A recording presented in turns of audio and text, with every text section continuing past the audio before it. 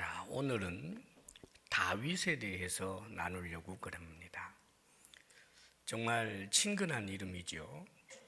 믿음의 귀한 본을 보여준 이고, 다윗은 그의 삶이 참 고달프다고 할 정도로 여러 가지 어려운 일들이 많았던 사람인데, 정말 하나님 의지하는 복음의 사람으로 그는 하나님께 큰 그런 은혜와 도움을 무수히 많이 받아온 사람입니다. 지금 읽은 이 말씀은 이제 다윗이 왕으로 이제 앞으로 세울 것이다라고 하는 기름 부음을 사무엘을 통하여 이제 받게 되는 장면입니다. 본인은 전혀 생각도 못했는데 하나님께서 이제 이새의 아들들 가운데서 내가 다음 왕으로 사울을 버리고 이제 왕으로 세우겠다. 사무엘에게 그렇게 말씀하셔서 사무엘도 누군지 몰랐어요. 이새의 아들들이 8이나 되는데, 그래서 한 사람 한 사람에게 이렇게 그 중에서 누가 정말 왕으로 선택될까 기대하면서 보고 있었는데, 처음에 맏아들을 보았을 때 너무 출중해서 이 사람인가 보다 하고 이제 사무엘이 생각까지 할 정도였어요.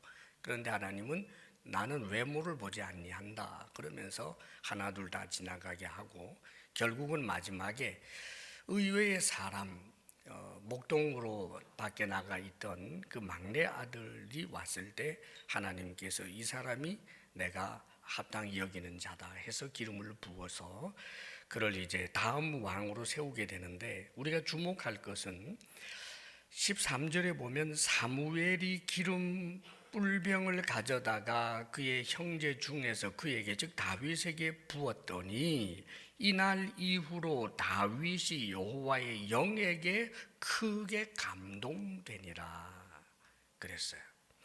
자, 복음은 항상 약속이고, 그래서 그 약속을 믿고 의지하는 것이 복음의 사람이에요.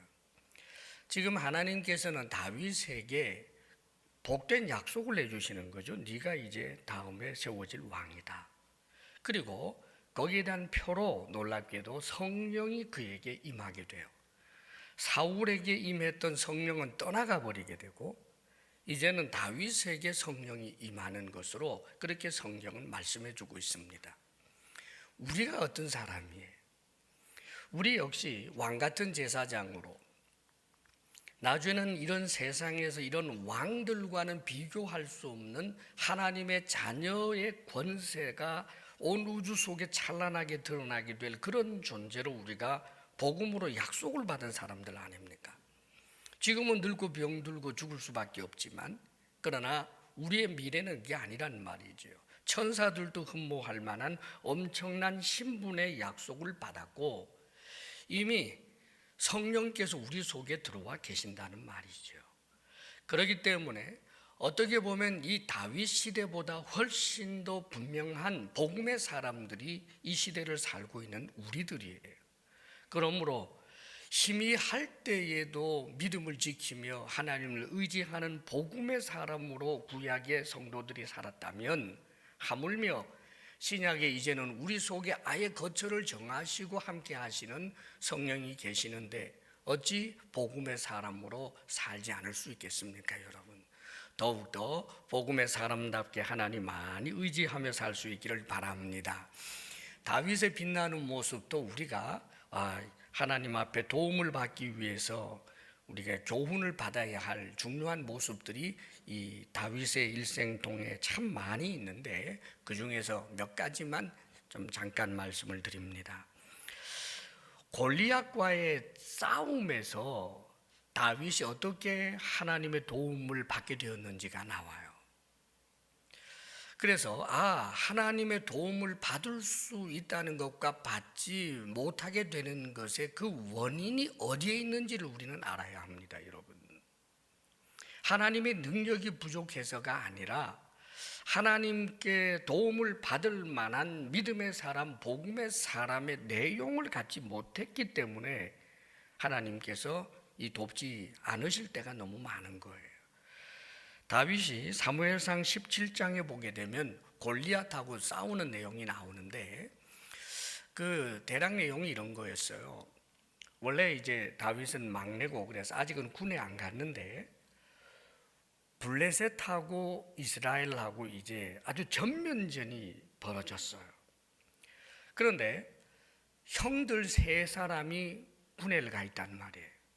어머니가 불러서 이 아버지 어머니가 부모님이 심부름을 시켰는데 떡을 주면서 이걸 좀 떡뭉치 좀 형들에게 갖다 주고 그 다음에 치즈 10덩어리를 주면서 이 형들의 지휘관들에게 좀 갖다 줘라 라고 해서 그 부모님이 주시는 그 양식을 가지고 갔는데 그때 마침 옛날 전쟁이잖아요. 뭐 대포 쏘고 뭐 이런 때가 아니니까 양쪽으로 쫙 갈라져서 넓은 평원에서 이쪽 진영 저쪽 진영을 두고 지금 이제 대치하고 있는 상태였습니다. 그런데 가만 보니까 블레셋 쪽에서 골리앗이라고 하는 장수가 나와서 싸움을 독려하는데 그가 하나님을 모독하고 이스라엘 군대를 모독해요. 그런데 그의 외모가 홍수 이전에 네피림이라고 하는 어마어마한 거인들이 있었는데 그 거인족에 해당하는 사람이에요. 그래서 성경에서 보도해 주는 것 보면 3m가 넘어요. 키가 여러분. 지금 기네스북에 뭐 2m 70인가 뭐 그래 3m가 넘는단 말이죠. 근데 얼마나 커요. 그런데 3m가 넘는 그 어마어마하게 큰 사람인데다가 무장을 하고 나왔는데 머리에 이 청동 투구 쓰고 그 다음에 갑옷을 입었는데 갑옷 무게만 60kg라고 되어 있어요.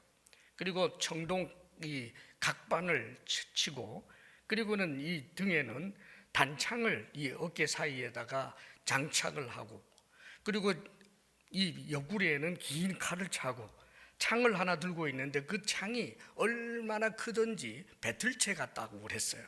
그러면서 그 끝에는 쇠로 된 창날, 그러니까 청동기에서 철기로 넘어가는 그때라고 보면 됩니다. 그러니까 최신 무기를 가지고 있다 그 말이에요. 그 정도일 뿐만 아니라 그 앞에 방패를 든 사람을 따로 뒀어요. 아니 그렇게 힘센 사람이 무장을 해도 정말 어마어마하게 했어요. 여러분 완전 무장을 한 데다가 앞에는 딴 사람이 방패를 들고 서 있고 그렇게 해서 등장하는 것입니다. 나하고 1대1로 싸울 사람 나와봐라. 그래서 만약에 우리가 지면 우리가 너희들의 종이 되고 너희가 이기면 너희들이 우리의 종이 되어라. 1대1로 한번 싸워보자 하고 계속해서 모욕을 하는데 성경에 보면 거기는 사울 왕도 있고 이스라엘에 내노라 하는 장수들이 있었지만 전부 숨느라고 바빠요. 지목당해서 나가라고 할까봐 두려워 떨고 있습니다. 그런데 그때 소년 다윗이 위문하러 온 이 다윗이 군인이 아닌 다윗이 그걸 못 견디는 거예요. 그래서 사울 왕을 찾아가서 내가 나가서 싸우겠습니다. 어떻게 할례 받지 못한 자가 하나님을 모욕하도록 내버려 둔단 말입니까? 내가 나가 싸우겠습니다. 너는 너무 어리고 저쪽은 거인이다. 안 돼. 아닙니다. 저를 보내주십시오. 제가 양을 지킬 때 하나님이 함께 하셔서 사자도 쫓아내고 곰도 쫓아낸 적이 있습니다. 그러니까 나를 보내주십시오. 그래서 결국은 그가 나가는데 사울 왕의 갑옷을 입혀주니까 그게 어색해서 싫다고 하면서 다 벗어놓고는 칼도 하나 가지지 않고 개울가에 가서 맨질맨질한 돌 5개 그것을 이제 제구 속에다 집어넣고 휴대용 주머니죠. 그리고 물매라고 하는 연장 돌을 담아가지고 빙빙빙 돌리다가 한쪽 놓으면 슉 날아가는 것 그걸로 늑대 쫓고 이리 쫓고 하던 그거 들고 칼도 하나 안 들고 갑옷도 하나 입지 않고 그리고는 나갑니다. 그때 그 골리앗이 다윗을 보면서 했던 말이 얼마나 우습게 보였겠어요. 네가 나를 무슨 들깨로 아느냐? 물매를 들고 돌덩어리 들고 나하고 싸우려고 지금 나오는 거야. 그러면서 자신의 신의 이름으로 다윗을 저주하고 그리고 내가 들짐승의 밥이 되고 새의 밥이 되게 해주겠다라고 그렇게 저주를 퍼부어대면서 달려옵니다. 그때 다윗이 했던 말 너는 칼과 창과 단창으로 내게 오거니와 나는 네가 모욕하는 이스라엘 군대의 하나님으로 너에게 간다. 이스라엘 가운데 살아계신 하나님이 계신다는 것을 온 세상으로 알게 하리라. 그리고는 막 달려가요, 여러분. 주춤거리는 게 아니라.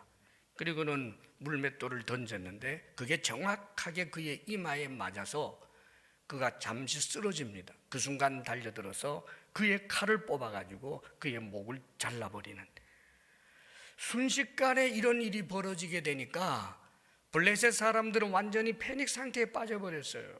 상상도 하지 못했던 일이 일어났고 이스라엘 진영에 이 얼마나 사기가 올라갔는지 모릅니다.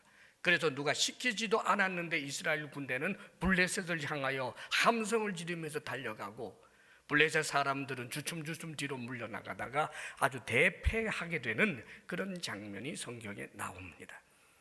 하나님이 도와서 이긴 것 틀림없지요. 그런 우연이라는 것은 있을 수가 없는 일이기 때문입니다, 여러분. 그런데 왜 도우셨을까? 이스라엘을 도운 이유가 다윗 한 사람 때문이었다는 것을 기억해야 합니다. 두려워 떨며 있던 이와 하나님이 모욕당하는 것을 견디지 못하는 마음을 가진 이 다윗과의 이 차이, 하나님께서는 다윗의 중심을 보시는 거예요. 사랑하는 여러분, 다윗이 하나님 앞에 합당히 여김을 받은 가장 큰 이유는 항상 그의 내적인 것에 있어요. 마음에 있어요. 그러면 그 마음이 어떤 마음일까? 하나님을 향하여 보다 더 사랑하고 보다 더 충성하는 그런 마음을 가진 사람. 이 보다 더라고 하는 것을 잊지 마십시오. 하나님을 향한 사랑의 한계가 없고 하나님을 향한 충성의 한계가 없다는 것을 말하는 거예요. 목숨을 들여도 목숨을 넘어서고 싶고 몸을 들여도 그 몸을 넘어서고 싶을 정도로 하나님을 사랑하고 충성한다는 말입니다. 얼마나 많은 하나님의 사람들이 하나님의 은혜 감사합니다라고 하면서 정작 저울질을 하는지 몰라요.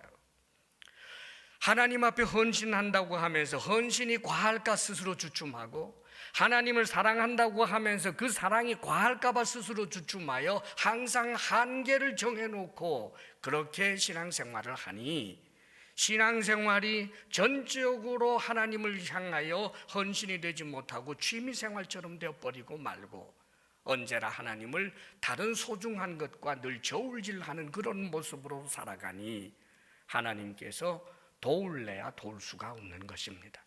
사랑하는 여러분, 우리가 하나님께서 우리를 사랑하셔서 해주신 그 약속의 말씀이 있고 우리를 사랑하기 때문에 우리에게 삶의 여러 가지 문제들과 상황들을 주실 때가 있습니다. 그럴 때마다 우리는 항상 먼저 우리의 마음을 스스로 살펴보고 점검할 줄 알아야 합니다. 최고의 하나님이시기 때문에 하나님은 전심을 향하는 자, 마음을 다하고 목숨을 다하고 힘을 다하여 사랑하는 자, 목숨을 넘어서서 충성하는 사람을 주목하는 법이지 하나님을 향하여 마음에 한 조각만 내어놓는 일을 위해서 하나님께서 역사하시지 않습니다.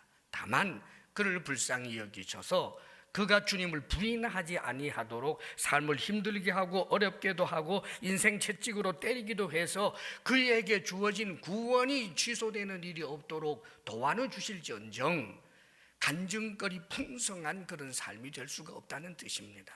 사랑하는 여러분, 하나님께서 우리에게 약속하시고 함께 하신다는 사실을 기억하여 여러분의 예배가 영과 진리로 드려지는 예배가 되고 여러분의 사역이 언제나 마음을 쏟아부어서 하나님 앞에 올려드리는 진정한 충성과 헌신이기를 바랍니다. 할렐루야, 아멘.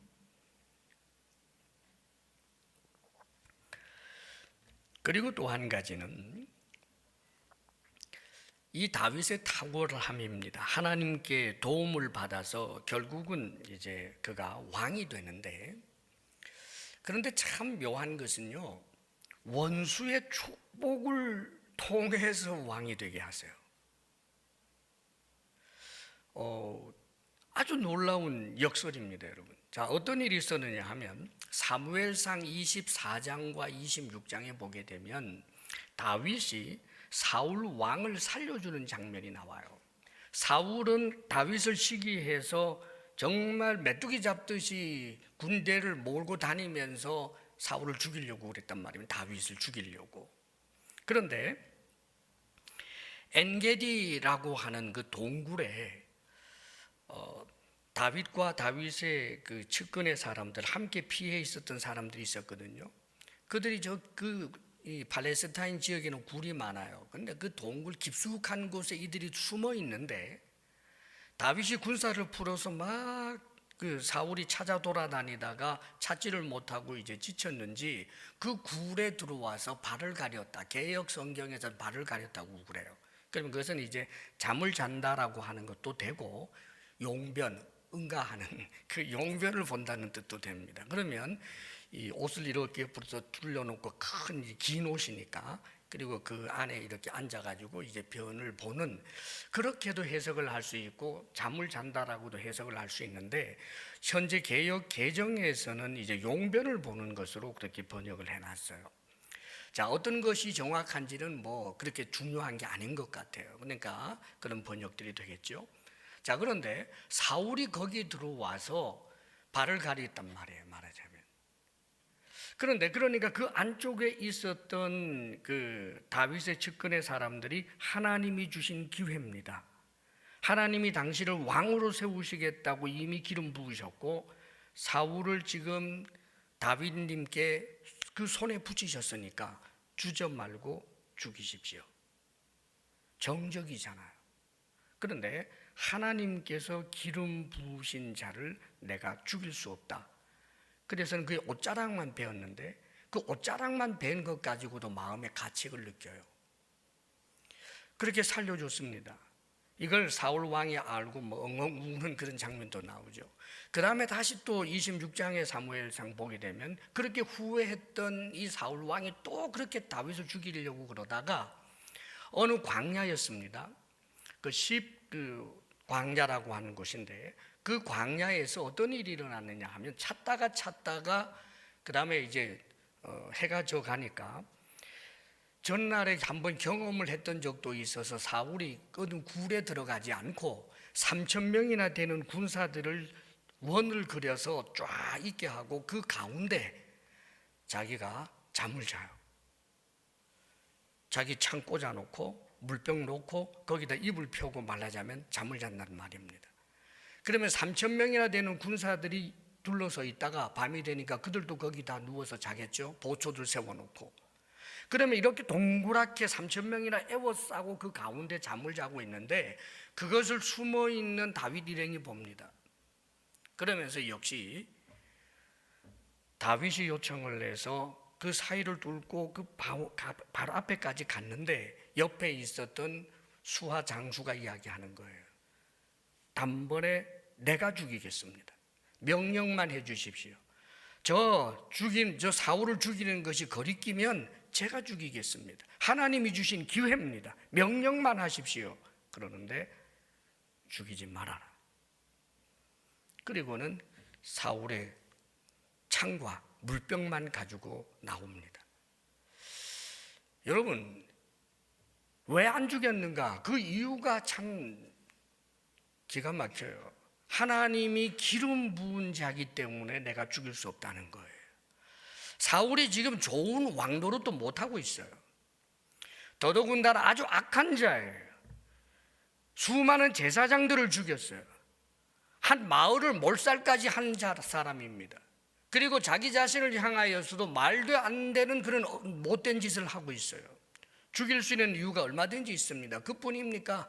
하나님께서 사무엘 선지자를 통하여 다음에 왕이라고 이미 하나님께서 약속을 해주셨습니다. 자, 그렇다면 정적이니까 죽일 기회 하나님이 주신 것이고, 그렇다면 이것은 우연이 아니고 하나님이 주신 기회니까 내가 죽여도 되겠다, 얼마든지 그렇게 해석할 만한데 다윗이 살려줘요.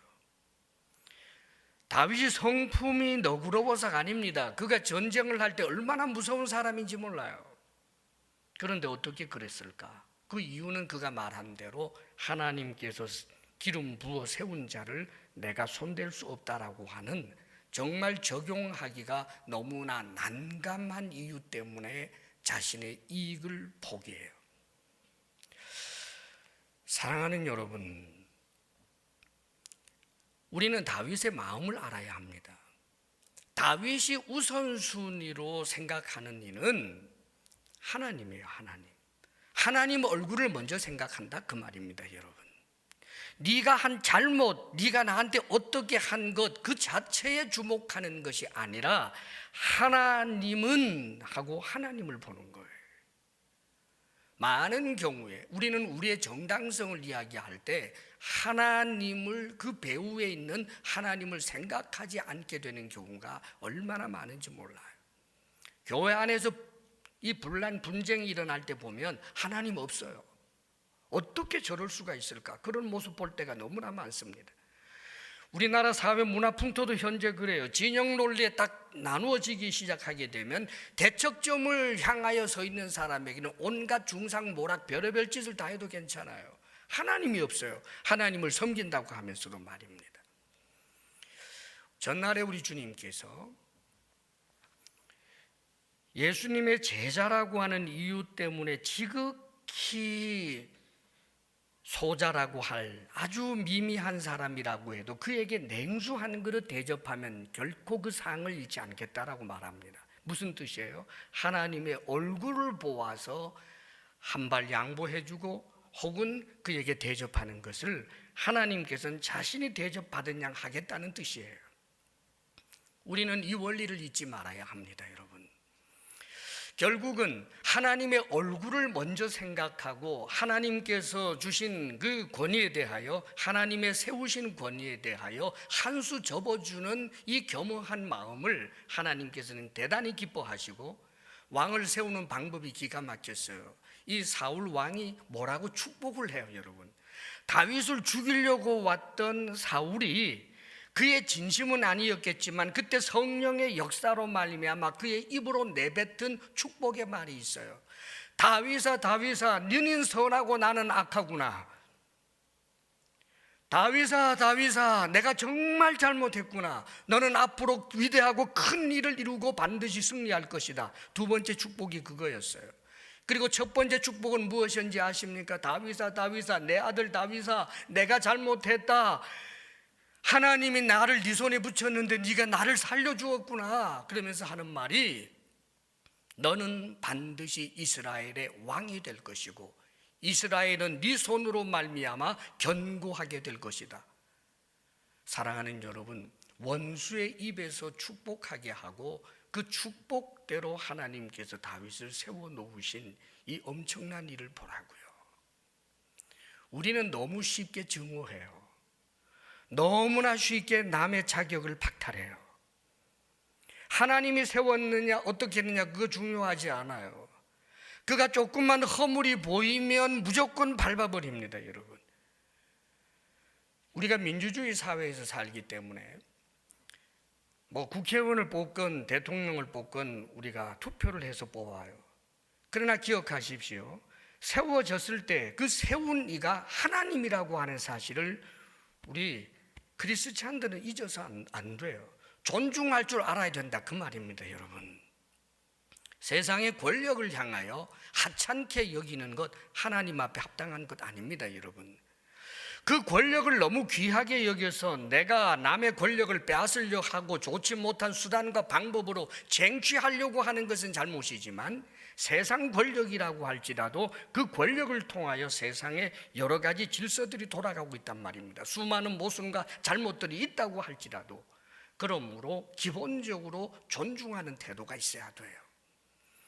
그런데 권위가 완전히 무너져 버린 세상, 사랑하는 여러분, 교회에서 목회자를 볼 때 한 수 접어주는 마음 나쁜 마음 아니에요.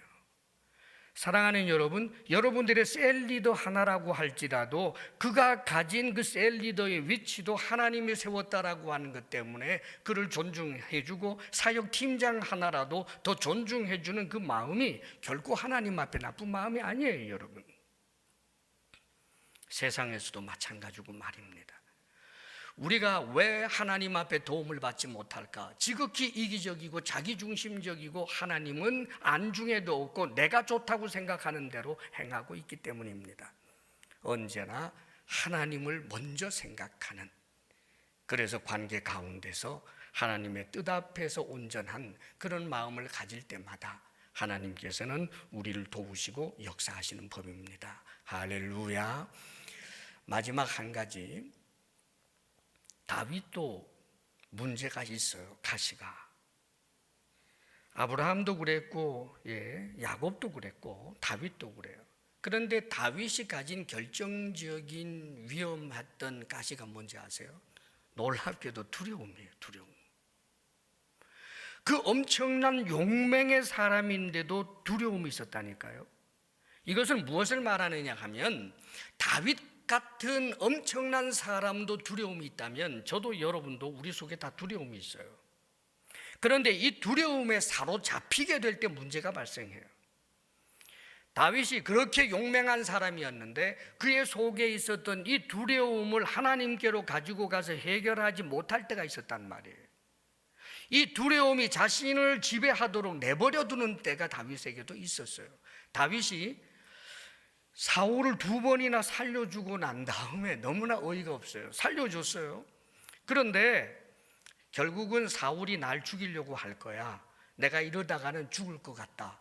자기가 그렇게 선대를 하고서도 두려운 마음 때문에 블레셋 왕 아기스에게 귀순을 해버려요.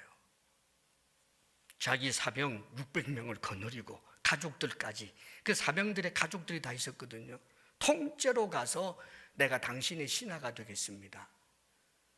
적국의 왕에게 가서 자신의 삶을 구걸을 하는 그런 결정적인 실수를 다윗이 해요. 왜요? 두려워서.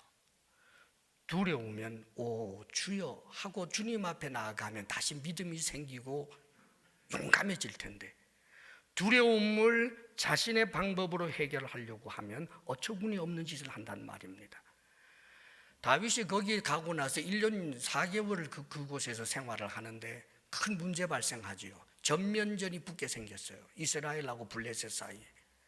그런데 다음에 왕으로 하나님께 약속받은 이 다윗이 블레셋의 장수가 되어서 이스라엘하고 전쟁하게 생겼다고요, 여러분.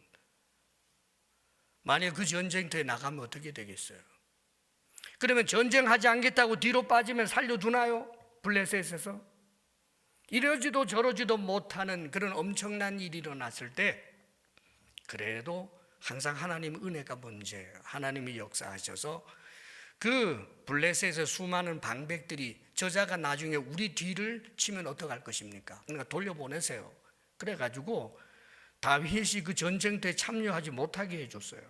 그러니까 다윗이 자기가 시글락이라고 하는 이 동네를 다윗에게 허락해 줬었거든요. 이 블레셋 왕이 시글락이라고 하는 자기 동네로 이제 돌아갑니다. 아이고 하나님 감사합니다. 그러면서도 자기가 얼마나 심각한 잘못을 했었는지는 아마 인지하지 못했던 것 같아요.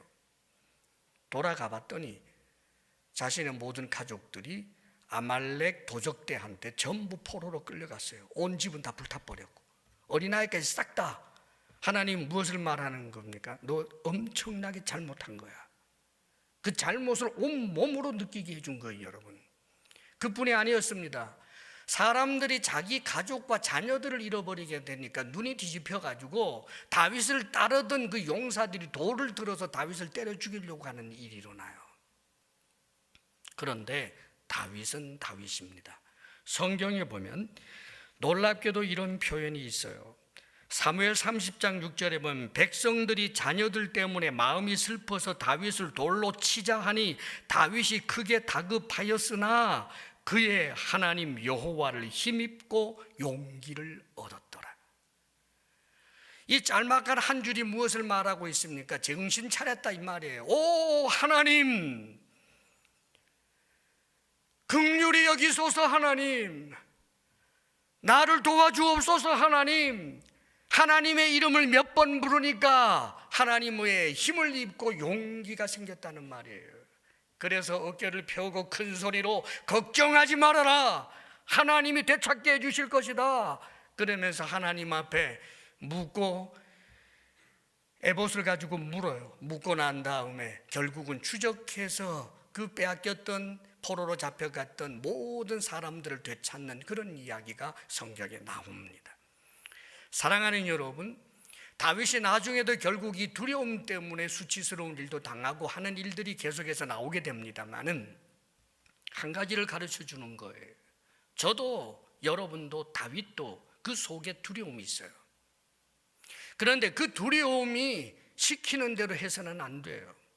두려운 일이 있으면 하나님 앞에 부르짖어야 해요. 두려우면 이때는 하나님을 찾을 때라고 하는 사인으로 알아야 되는 것입니다. 그런데 두렵기 때문에 오히려 다른 방법을 택하게 되면 하나님의 도움을 입지 못하고 큰 고통과 어려움만 겪게 되는 법입니다. 이제 주님께서 우리에게 주신 은혜대로 복음의 사람답게 다윗처럼 더욱더 주님 앞에 온전한 마음을 올려드리고 하나님의 얼굴을 먼저 구할 줄 아는, 그리하여 언제나 하나님 앞에 도움을 입기에 합당한 하나님의 사람으로 승리하시기를 주의 이름으로 축원합니다. 아멘.